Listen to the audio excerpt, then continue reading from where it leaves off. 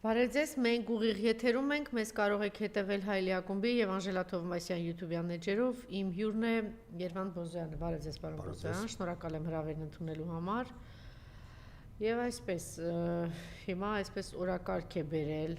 հստակ կարող ենք ասել եկեղեցու թեման Նիկոլ Փաշինյանը, մենք շարունակում ենք առաջնորդվել, վստահ եմ կհամաձայնեք Նիկոլ Փաշինյանի օրակարգով Իրեն հաջողում է այս կամ այն կերպ ինչ-որ մի օրակարգ բերել և հիմնական բուն օրակարգից մեզ շեղել։ Սյունիքի թեմայից շեղել, գիտեք, որ թուրքական Ադրբեջանի կողմից ինչպիսի հայտարարություններ են տեղի ունենում, 300,000 ադրբեջանցիների մուտքը, որ մենք գրեթե ընդհանրապես դրա մասին չենք խոսում, մեզ օրինակ օրակարգ չենք ձևավորում, բա 150,000 արցախցիներ ուր պիտի գնան, Բաքվի հայերը ուր պիտի գնան, Սումգայիթի հայերը ուր պիտի գնան, Կիրովաբադի հայերը ուր պիտի գնան, կամ պիտի ընդունեք, որ ընդհանրապես Հայաստան գոյություն չունի, դա Ադրբեջանի մի մաս է եւ պիտի գան ապրեն, կամ պիտի ընդունեք, որ 1 միլիոն հայ ապրել է Արցախով, Ադրբեջանում ապրել է այնտեղ եւ այդ 1 միլիոն հայի ճակատագիրը դուք ո՞նց եք պատկերացնում, ինչ պիտի լինի։ Չկա այս օրակարգում սոցիալական խայտարակ ծանր վիճակ, թալանը աստղաբաշխական Օդի աղտոտվածությունը քիչ առաջ պարոն Բոզոյանի հետ քննարկում է, ասում է դա այնքան սարսափելի թեմաներ կան, դա էլ կարևոր է, բայց թերևս գուցե առաջնային չի, բայց հետո մենք շարունակեցինք խոսել, այսօր ամեն երրորդ կին քաղցկեղով է տառապում, կրծքի քաղցկեղով եւ տարածված քաղցկեղը համատարած, ինչի մասին է խոսում, որ նորման 40-ն է մոտավորապես, ուրեմն եղել են օրեր, որ հասել է 280-ի, հիմա քիչ առաջ խնդրեցի, որ նայեն, ուրեմն 200 է, պատկերացնում եք, ինչ է տեղի ունենում Հայաստանում։ Եվ այս այն տպավորությունն է, որ այս մարդիկ որևէ դիմադրություն չկա եւ իրենց ամեն ինչ կարելի է մոտավորապես այս բանով են առաջնորդվում։ Հիմա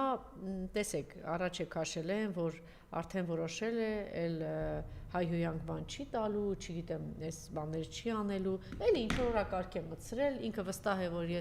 մենք պիտի ասենք դու չես տալու, դու ինքը դրա հիմնադիրն ես, որ դու սուտ ես խոսում, դու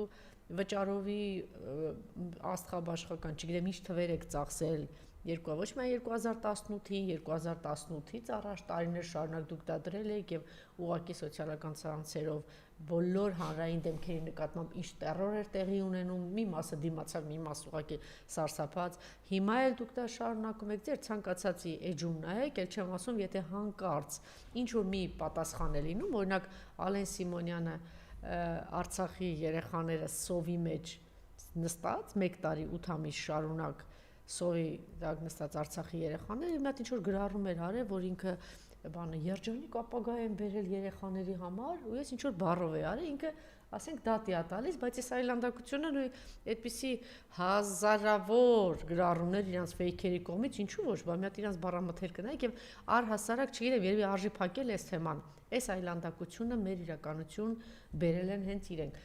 Մենք Օրինակ ես 20 քանի տարի եթերային մարդ եմ, չէ, այդ ինչի մեր խոսույթում չկար այդպիսի մի բան, բայց դուք ո՞նց եք պատկերացնում, որ դիմացը այդպիսի բառամթերքով այդ այլանդակություններ, հայհոյանքներ, վիրավորանքներ, բառից բուն իմաստով տերոր, բառից բուն իմաստով, ես չգիտեմ, հանրային դուք քանի կին գիտեք, եթե կամ տղամարդ, որ կարող էր այս ամեն ինչին դիմանալ Չէ, որտեվ իրենց նման չեն, մարդիկ ունեն նորմալ ընտանիքներ, ունեն հարաբերություններ եւ դուք պատկերացնում եք սրա միջով անցնել եւ դա բավարար չի, դատական process-ներ, դատական քաշքշուկներ, բառից բուն իմաստով տերոր է տեղ ունեցել, հիմա իր հերթական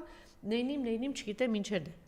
Ես կուզենայի շատ իր Նիկոլի օրակարգով բան չանենք չշեղվենք եւ ամենակարևոր թեմաները թալան, ինչ է, որտեղ դուք դրան տիրապետում եք, սոցիալական ծանր վիճակ Ինչ նոր ծուղակի մեջ է գցել այս խեղճ ու կրակ թոշակառուներին, հիմա պետք է գնան իրանք պարտադիր սուպերմարկետինգներից առևտուր անեն, որպիսի հետո ինչ որ բալեր կուտակվի, որ իրանք գնան այն խեղճ ու կրակին 3000-ը վերցնեն։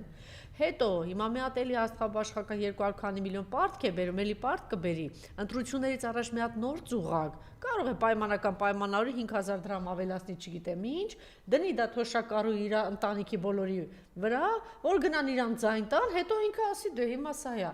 Այս խայտարակ թանկացումները ինչ է տեղի ունենում այս սոցիալական ծանր, սարսափելի վիճակը, հանցագործությունները, այսինքն այս մարդը մեզ շեղում է հանցագործությունների թիվը։ Իմիջիայլոց մենք նաև հասկացանք, որ ինչ անհեթեթություն էր, շատ անգամ ասում էին, պետք է կանայք ղեկավարեն, կանայք, չգիտեմ, ուժայիններում, տեսնում եք, ուր հասանք, երբ որ կանայք եկան իշխանության, չնայած գուցե եւ նորմալ ղեկավար կանայք կարող է լինել, կյանքը պատմությունն էլ դա է ցույց տվել, բայց մեր պատկերը ամենայն դեպս իրենց թիմից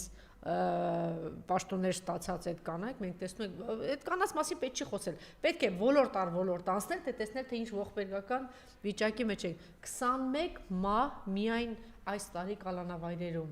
Նախորդ իշխանությունների ժամանակ ինչպիսի մեծ աղմուկ է եղել, եթե ասենք հանկարծ այդ տարի եղել է 2 մահ, կա հիշում եք, չէ՞, ինչ էր հացբերողի մյուսին, ուղղակի արևմուտքը իր ԶԼՄ-ներով, իր բաներով, հասարակական կազմակերպություններով իրական պատանդի մեջ է վերցնում մեր պետությունը, մեր իշխանություններն եւ կարողանում էր ճնշելով այդպես հասնել դրան։ Հիմա ես կուզենայի, որ մենք այս թեմաների մասին խոսենք, չշեղվենք այս հանցագործ ռեժիմի մասին, թե ինչ թալան է տեղի ունենում, սոցիալական ինչ ծանր վիճակի մեջ ենք, հետո նոր կանցնենք օրակարգային են մի քանի կարևոր հարցերի, որտեղ եկեղեցու հարցը իսկապես շատ կարևոր է, ռուս-ուկրաինական հարցերը, դա այսպես դա մենք անտարբեր չենք կարող այդ ամեն ինչին ասել, որտեղ մենք անշուշտ այդ ամեն ինչի մաս ենք ասում, հետո կանցնենք նաև այս թեմաների։ Խնդրեմ։ Տեսեք, ես sense ձևակերպեմ ընդհանուր առմամբ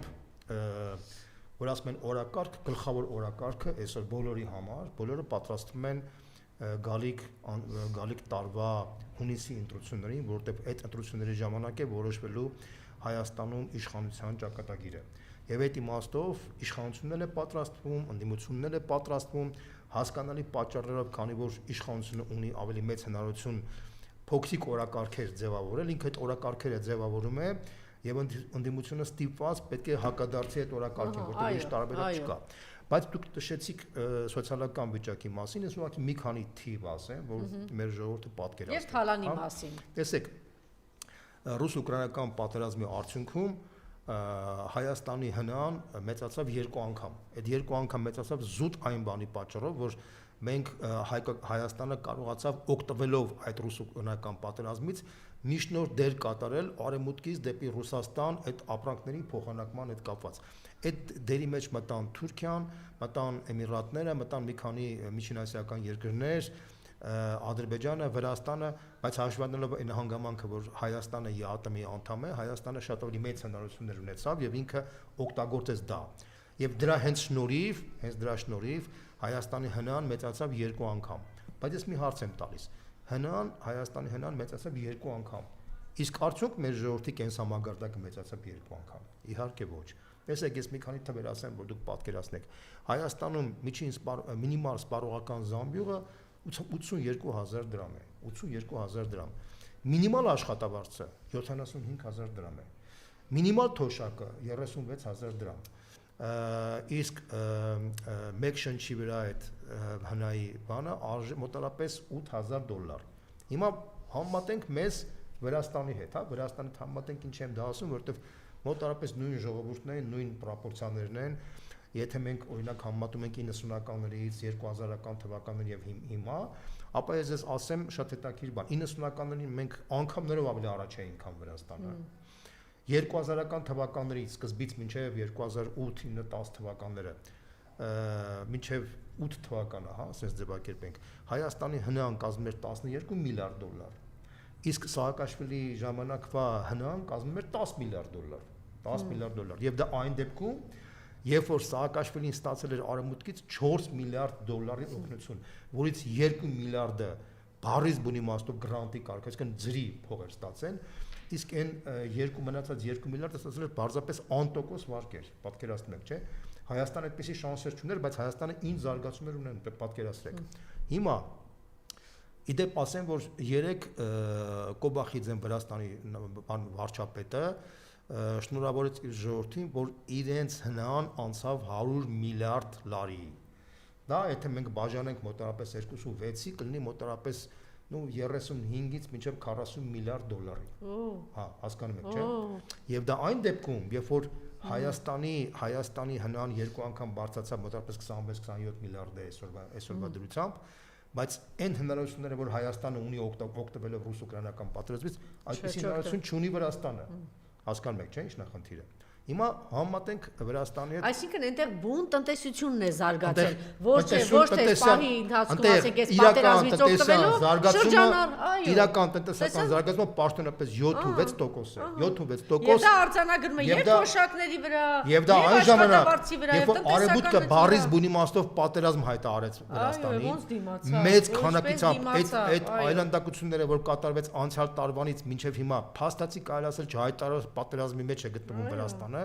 Եվ դիմակայելով այդ ամեն ինչը, փաստացի, հիմա տեսեք մի քանի փաստեր ասեմ։ Մեր մոտ թոշակը մինիմալ կազմում է 36000 դրամ, իրենց թոշակը միջինը կազմում է 500 լարի, դա գալիս է համարյա $200։ Ես ուղղակի թվերն եմ ասում, պատկերացնեք, հա։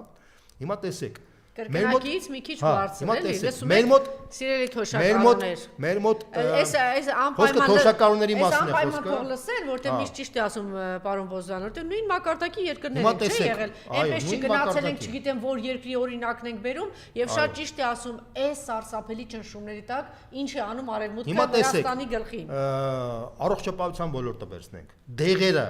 միջինացված դեղերի գները Հայաստանում 2-ից 2.5 անգամ ավելի բարձր է, քան Վրաստանում։ Նույն դեղերն են, այսինքն Վրաստանը դեղ չի արտադրում շատ մեծ քանակությամբ, ինչպես նաև Հայաստանը։ Այն հիմնական ներմուծվող դեղերը, որ կան, այդ դեղերը որոշ դեղեր կան, որ 3-4 անգամ է բարձր, որոշ դեղեր կան, որ ասենք 1.5 անգամ, միջինը 2-ից 2 անգամ, 2.5 անգամ ավելի բարձր են դեղերի գները Հայաստանում, քան Վրաստանում։ Այստեղ բացի սուբյեկտիվ գործոնից, որտեղ Հայաստանի ինչու է դա? Այդպեսի դրվածք է, սա այդպեսի դրվածք է հաստատված Հայաստանի իշխանությունների խաղի կանոնների մեջ, որտեղ դեղագործական ընկերությունները Հայաստանում գերշահույթներ են ստանում եւ փաստացի մեր թոշակառուների հաշվին այդ գերշահույթների շնորհիվ իրենք փաստացի ես միգուցե նաև միայն դեղագործական ընկերությունների այդ որ այդպես գրվում է մամուլում խոսում են ասում են չգիտեմ ալեննա այս մեկնա դրանք են դեր գրով դրանք են կանգնած գլխին ես կոնկրետ փաստեր քանի որ չունեմ չեմ ուզում ասել բայց ենթադրում եմ որ դրա մեջ իրենք ունեն շահեր հիմա շարունակենք Հայաստանի կառավարությունը խոսում է այն մասին որ գալիք տարվանից պետք է բժշկական պարտադիր ապահովագրական համակարգ ներմուծի Անդորում այդ պարտադիր ապահովական համակարգի ներմուծման ժամանակ խոսվում է այն մասին, որ այդ բեռը դրվելու է Հայաստանի քաղաքացիների վրա, ասեմ ձեզ իմանաք, հարգելի ժողովուրդ։ Հիմա որպեսզի մենք տեսնենք, թե ինչ վիճակի մեջ է Վրաստանում սկսած 15 թվականից գործում է այնտեղ պարտադիր ապահովական առողջապահական համակարգ, բայց քաղաքացիների վրա զրոյական բեռ կա։ Խնդրում եմ չմոռանալ։ Չէ, դեղերի հետ կապված բաց չթողենք։ Ես ինքս եմ տեսել, որ շատ մարդիկ դեղը գնում են բերում են Ռուսաստանից։ Հիմա տեսեք։ Այսինքն մենակ Վրաստանի հետ համեմատած չէ։ Հիմա տեսեք, ես թվերը ասեմ, որ դուք պատկերացնեք։ Ասում են Եգիպտոսի, Հայաստանի, Վրաստանի ցանկացած քաղաքացի, արդեն անցյալ տարվանից ցանկացած քաղաքացի ամեն տարի ստանում է պարտադիր $9200 արժեությամբ այդքան բանով գումար իր բժշկական կարիքները ապահովելու ամեն տարի այսինքն եթե չէ ինքը ոչ թե գնում ստանում է փող ստանում է իր հաշվին դրվում է $9200 գումար այդքան լարի ինքը չի կարող այդ փողը ստանալ եթե մարդը ունի բժշկական կարիքներ այդտեղից ինքը օգտվում այսինքն եթե ընտանիքը կազմված է 4 հոգուց 4 հոգին ամենը $9200 Բայց որտեղից է։ Պատկերացրեք ինչ կազմակերպված $9200 ամեն մի ընտանիքի անդամ ունի այդ հնարավորությունը։ Ավելին կարամ ասեմ, եթե Վրաստանի քաղաքացին ինչ հանգամանքներով, ասենք ծագումով հայ քաղաքացին կամ ծագումով ադրբեջանցի քաղաքացին, հա, ինքը օրինակ հայ է գալիս է Հայաստան, օպերացիան Հայաստանում է իրականացվում։ Այդ օպերացիայի թուղթը ինքը ստանում է, դրա 40%-ը փակվում է այդ իր ֆոնդից։ 40%-ը։ Եվ դա ամեն տարի։ Իհարկե, ինքը եթե օրինակ ասենք, եթե մարդը $9000-ից օգտվում է $8000-1200 մնում է, տարվա վերջում, հաջորդ տարի այդ 1200-ը զրոյանում է նորից $9200 դառնում։ Այսինքն չի կուտակվում էդի։ Պարզապես ամեն տարի ու ծախսել ես թե չես ծախսել, ինքը ամեն տարի $9200 զրոյից էլի գումարվում է։ Սա կոչվում է սոցիալական պետություն, հարգելի ժողովուրդ։ Սա է իրականություն սոցիալական պետությունը։ Եվ հերոմի գնացեք, էսա Ֆրանսիա, Իտալիա չի, սա Եվ այս մարդիկ, որ խոսում են, է։ եւ այս մարդիկ, Պարոն Բոզյան, այսինքն եթե տանը 4 մարդ կա, մոտավորապես $40,000 Մոտալա մի քիչ պակաս, ասենք 30 քանիա 6-ա, ինչա։ 36,000 դուք պատկերացնում եք, սիրելի հայրենակիցներ, Վրաստանում, եթե դու Վրաստանի քաղաքացի ես, սա Ֆրանսիա չի, Իսպանիա չի, բան չի, դա Վրաստանն է։ Ամեն տարի դու ունենում ես $36,000, դու բոլոր քո առողջապահական հարցերը ավելի սոցիալական երկիր։ Այո։ Սա որ ասա Ռիո դե Ժանեյրոն չի, սիրելի հայրենակիցներ, սա մեր հարևան Վրաստանում է, որ մեծ խոսում ասա, մենք երկիրը չգիտեմ ինչ ենք անում սոցիալապես, քիչ առաջ էինք քննարկում պարոն Բոզյանի։ Եվ դա այն պարագայում մի ընտանիքում մի հիվանդ է լինում, այդ ընտանիքը վերջ։ Եվ դա այն պարագայում, որ ընդհանուր առմամբ են մնացած գները մոտավորապես 10% ավելի ցածր են, տրանսպորտի գինը 2 անգամ ավելի ցածր է, տրանսպորտի գինը 2 անգամ ցածր քան մեր մոտ։ Բարիս բուրի մասով, այսինքն ինչ եմ ուզում ասեմ, մենք Կարանք շատ հեռու չգնանք, հետևենք Ֆրանսիային կամ Գերմանիային կամ Ռուսաստանին կամ Ամերիկային։ Հարևան Վրաստանը մեզանից արդեն որակապես ավելի առաջ է զարգացել եւ ընդ որում այդ Վրաստանին փորձում է պատժել այն նույն արևմուտքը, որը ցինիկաբար մեղադրում է Վրաստանի իշխանություններին ավտորիտարիզմի մեջ, կոռուպցիայի մեջ, ընդ որում կոռուպցիայի գործակցով արդեն որի-որ տարին է նույնիսկ Transparency International-ի, որը արևմտյան կառույցը իր գնահատականներով տարեց տարի ստաբիլ Վրաստանում կոռուպցիայի գործակիցը 20%-ով ավելի ցածրական Հայաստանին։ Այսինքն Հայաստանի այսպես կոչված դեմոկրատական իշխանության կոռուպցիայի գործակիցը ավելի 20% ավելի բարձր է, քան այսպես կոչված ավտորիտար Վրաստանի իշխանության գործակիցը։ Սա իրականությունն է։ Եւ ավելին կարամ ասեմ, նույն Transparency International-ի գնահատականներով Հայաստանում համակարգված կոռուպցիան, այսինքն կոռուպցիան, որը ներքևից ինչպես նախկինում համակարգված բնութագրել, հիմա էլ նույն ձևի համակարգված բնութագրում, այսինքն նախկինի եւ ներկայի միջև կարելի ասել, որ ֆունդամենտալ տարբերություն չկա։ Պարզապես ներկան ավելի խելոք է դա անում, որպեսզի շատ չերևա։ Խելոքանում է հետևալով 90% որպեսզի շատ տեսանելի չլինի հասարակ մարդու համար։ Այդ իմաստով է խելոք, ճակերտների մեջ խելոք է անում, էլի։ Հա, բայց ավելի բաց ասենք, պարոն Բոզյան, տեսեք, նույն արևմուտքը, ինչպես նշեց պարոն Բոզյանը, Վրաստանի երկրին ավտորիտար, չգիտեմ ինչ, խախտումներ, թալան, ինչ է ասում, փաստ։ Այդ ժողովրդի թոշակառուն ստանում է մեր ինչի համար եմ ես անընդհատ խնդրում, որ այս կենտրոնանա Վրաստանի վրա, որտեղ մենք նույն մակարդակի երկրներ ենք, ոչ չասեք գնացիք Ռիո դե Ժանեյրո կամ Փարիզի ես ինչի օրինակներն եք բերում։ Նույն մակարդակի վրա գտնող այն երկրում, որտեղ մեր համեմատ թոշակը կրկնակի է, առողջապահական։ Տեսեք, պարզ օրինակ բերեցինք, ասենք եթե 5 շունչ է, 4 շունչ է, 36-ից $40,000 ուղակի պետությունը տալիս է, ասում է մի հատ մատա ցավա, դու իմացի կողքդ կանգնած եմ, չեմ ասում, այն լուրջ իվանչախնդիրները։ Ամեն ինչը մեզ մոտից ծառայությունները այնտեղ մոտարապես 2 անգամ, մոտարապես էլի նույն մինչև 2 անգամ ավելի էժանական Հայաստանում։ Դրա համար ամենաբարդ վիրահատությունները, բայց այս ամենով հանդերձ այս իշխանությանը փայփայում է, դե որտեղ պետք է Թուրքիա դառնա, չէ՞, տան ծախեն թուրքերին, բայց Վրաստանն ասում է ես պետություն եմ ուզում։ Դրա համար Վրաստանին հարվածում ասում է լսի թող ինձ, թող ես ապրեմ, ես ուզում եմ։ Ինչի որտեղ պարզ մի հատ բան ասեմ, ինչի որտեղ Վրաստանը հրաժարվեց մանրադրամ դառնալ Արևմուտքի եւ Ռուսաստանի միջև, իսկ Հայաստանը ու բանը հոժարական մակարդակի պատրաստման նույն մանրադրամի դերը կատարել։ Բանը Վրաստանը գնաց ռազմավարական դաշինք կնքեց Չինաստանի հետ եւ Չինաստանը պարտավորվել է մինչև $20 միլիարդ ներդրումներ իրականացնել Վրաստանում։ Ես ասեմ ձեզ Վրաստանին, որպեսզի դուք պատկերացնեք մենակ շինարարության վրա որպեսզի հասկանաք թե ինչի մասն է խոսքը, շատերը կարող է մեկնած լինեն, ասենք Վրաստանով դեպի Սևծով, հա, հիմնականում աջերը հանգստացող մարդիկ, որոնք մեքենաներով են գնում, ապա կտեսնեք, որ ընդամենը 1, 2, մաքսիմում 3 տարվա ընթացքում, սենց ձևակերպենք, հա, արագացված տեմպերով Վրաստանը մինչև 56-57 կիլոմետր թունելներ սարքեց երկկողմանի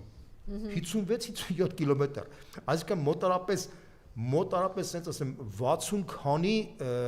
մեկ այս կողմից եւ այն կողմից թունելներ սարքեց։ Դե մի հատ ռետորիկ հարցրեք, քանի թունել է սարքել Նիկոլը։ Քանի թունել է սարքված Հայաստանում։ Միակ թունելը որ լույս սարքվել է դա եղել է Քոչարյանի ժամանակ այդ Դիլիջանի թունելը։ Բայց որ հիմա համատում ենք այդ թունելը Վրաստանի թունելների որակի հետ, Սարուձոր տարբերություն կա։ Դե մի հատ ասեք այդ որ թիվներ է, 20 տարի անցել է։ Հիմա այդպես նայեք, բայց ես ինչ եմ ուզում ասեմ, Վրաստանի տեմպերը ամեն մի Վրաստանի քաղաք, փոքրիկ քաղաք, որ տեսնում ես, ամեն տարեց տարի այնտեղ այնց զարգացում ա գնում, ասենք նույն Բաթումի կամ Քոբուլեցի կամ քաղաքների հյուրանոցների տարբերությունը որ տեսնում ես, ուղղակի շշմել կարելի է։ Ասեմ ձեզ, որ մինչև COVID-ը Վրաստանում 2019 թվականին արձանագրվել էր թիվը ուշադրիր 12 միլիոն զբոսաշրջիկ, 12 միլիոն։ Եվ դա այն դեպքում, երբ որ մեր մոտ մոտավորապես 2 միլիոնի կարգի էր արձանագրված, 2 միլիոնի եւ 12 միլիոնի։ Իհարկե այնտեղ կա ծով, իհարկե այնտեղ կա հասկանալի պատճառ, բայց միայն ծովի խնդիրը չէր։ Այսինքն այնտեղ այդ երկիրը պետությունը ունի որոշակի զարգացման հայեցակարգ, պատկերացումներ։ Պարոն Խոսյան, ծովը նա դուք տեսեք ինչ տեմպով են լցում աշնան եւ հատկապես ամանորին Վրաստան։ Ծով են գնում աման։ Պարզա չէ ծով չեն գնում։ Բա մի հատ մտածեք, ինչա մեծագլուխ, մեծաբերան խոսում են մենք երկիրը, դուք ձեր թալանը, արտակի պատկերը։ Իրանք իրանք պատկերացումներով փորձում են Դուբայի հետ համատվել։ Ասում են մենք պետք է Բաթումը փորձենք իրանք դա երազանք է իհարկե, բայց այդ երազանքի մեջ եթե իրանք երազանքի 10%-ն էլ հասնում են, դա արդեն մեծ հաջողություն է։ Իրանք ասում են մենք պետք է մեր ծառայությունները տուրիստական պետք է այն մակարդակին լինի, որ Անտալիայի հետ փորձենք համատել, բանը Դուբայի հետ, Եգիպտոսի հետ։ Իրանք խնդիր են դրել հասնելու այդ նպատակին եւ իհարկե կարող է համատելու չի սպայդրությամբ, բայց իրանք այդ նպատակին հասնելու եթե նույնիսկ 10-20%-ով խնդիրը լուծում են, իրանք արդեն հաջողություն են արձանագրում։ Իրանց տնտեսական զարգացումը ներառական բնույթ ունի։